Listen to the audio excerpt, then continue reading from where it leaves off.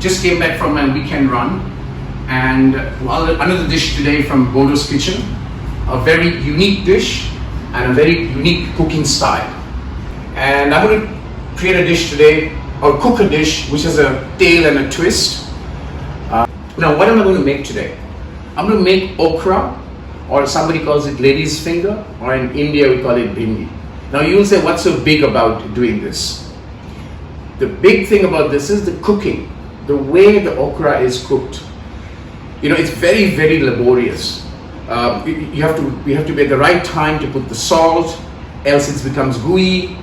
And therefore in most Indian restaurants, they use a lot of oil to remove the gooiness, to make it faster, because it takes a lot of time. Or the travesty of that dish called bhindi masala. You know, it's one of the worst dishes that you could serve in a proper restaurant. And again, they do it so that they avoid the gooiness. Now, to cook this, I learned from Yash's maternal grandmother, Mrs. Vijay Mehra, who has written 4 cookbooks. And I do it follow her recipe. But again, as I said, it's very laborious. So I wanted to find out an easy way to do this. And that's where the twist is. And that twist is what I'm going to tell you, and use that cooking recipe, or the cooking style, if you may, to make bhindi. Now this is the cooking style. If you can come a bit closer, the cooking style, it's the teppanyaki, because okra is used as a cold dish appetizer in most Japanese cuisines, because Japanese has many types of cuisines. And it's also used in one of the cuisine that I learned from, is the Teppanyaki Style. And they make the okra, and teppanyaki is basically, you sit around the chef's cooking space, and there's a hot plate where they cook different things and serve you in small portion. And that is where I saw this style of cooking, the okra, where the crispiness is there. They actually use water, and I just picked that up, and I thought, why not use that to cook bhindi or okra in Indian style, but remove the laborious aspect of continuously stirring it throughout the cooking process, and use less oil. That's the beauty. So let me show you. The first is the cutting, right? Now what I saw with the chef is that I'm just doing one. So the cut size were big, it was not small, right? It was about this size, okay? So what I have done is I have washed the okra and I have dried it. And now I'm going to cut it into this size, and I'm going to show you how to cook it, the teppanyaki style, but Indian bhindi or Indian okra. Hi, so it's now cooking time. I've got my okras dried. Again, it's teppanyaki, all chopped slightly bigger than what you typically do in Indian environment or Indian cooking. So we got that. I've got, if you can come closer, I've got shallots, kind of finely chopped, and it's it's going to be cooking time, and it's very, you don't have to cook very laboriously like you would do otherwise if you had to make it the right way, the okra. So I'm going to show you in just 2 steps how I'm going to do that.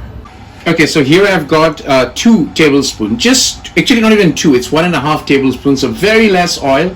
And this is a very thin pan. Now that's important.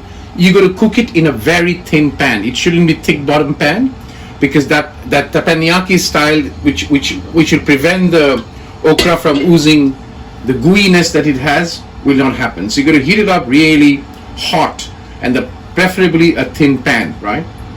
And as the oil is getting heated up, I'm going to put, because I'm cooking Indian style and I like my okra with the 5 spices, Indian 5 spices from the east, or Paanch Phoron as we call it. I'll put that in. As it sizzles, I will put the shallots. And as I put the shallot, I'll put a little bit of a little bit of salt, and I'll do the salt to taste later. What it does, it helps in cooking. It helps in cooking the onion or the shallots in this case, and the shallots gives a very nice flavor. Now once this is done, when it's really hot, I'm going to put all the okras,